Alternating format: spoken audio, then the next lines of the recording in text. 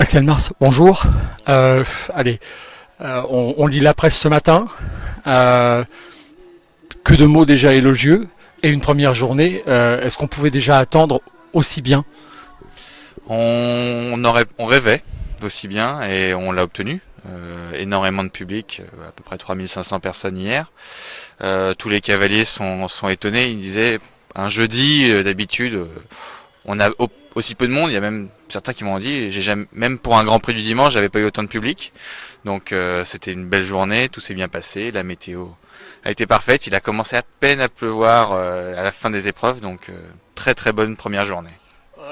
On a vu hier, on a eu en plus cette chance de Guillaume Canet qui nous a alors déjà gagné une épreuve superbe avec son deuxième cheval. Et il est venu nous parler à la fin. Et sincèrement, on le sentait ému. Et il nous a parlé de ce stade, de cette arène. Mais il nous a dit, c'est un joyau. Il n'a pas connu mieux. Non, c'est un très beau compliment de sa part. Ils sont nombreux à le faire aussi, et c'est aussi pour ça que nous on est arrivé ici. C'est qu'on est tombé amoureux de ce site, et c'est bien de se rendre compte que tout le monde est dans le même cas. Donc c'est la vérité. On peut pas dire le contraire. C'est le plus beau. Monter sur ce terrain, c'est un souvenir qui reste dans la mémoire de tout cavalier. Alors, on va parler de cette deuxième journée, Axel. Donc, elle va démarrer maintenant d'ici à peu près une demi-heure. Dès 9 heures, on va avoir donc les premiers parcours. Qu'est-ce qu'on doit attendre de cette journée? Parce que malgré tout, il y a quand même des épreuves importantes dès ce midi. Chaque épreuve est importante, mais dès ce midi, ça va commencer à monter en puissance, puisqu'il y a des qualifications qui sont en jeu. Qu'est-ce qu'on peut attendre? Et surtout, c'est vrai qu'il y a un petit peu de pluie, un petit crachin, notre petit crachin breton ce matin. Est-ce que sur le terrain en herbe, ça va obliger les cavaliers à être un petit peu plus attentifs?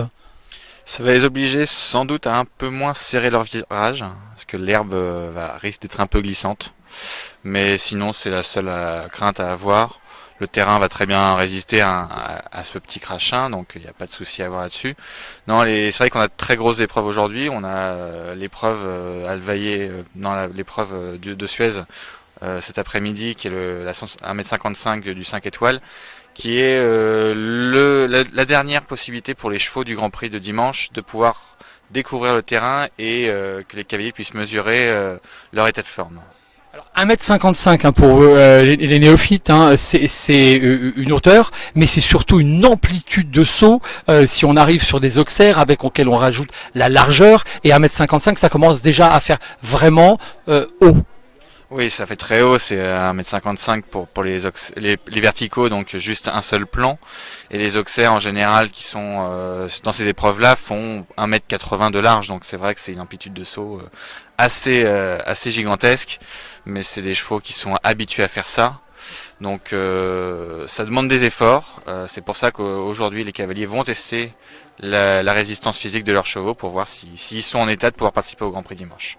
Alors, une dernière question, Axel, parce qu'on sait que vous êtes très occupé et ce rendez-vous matinal, en tout cas, est très agréable pour les auditeurs, puisque tout de suite, ça va nous mettre dans l'ambiance.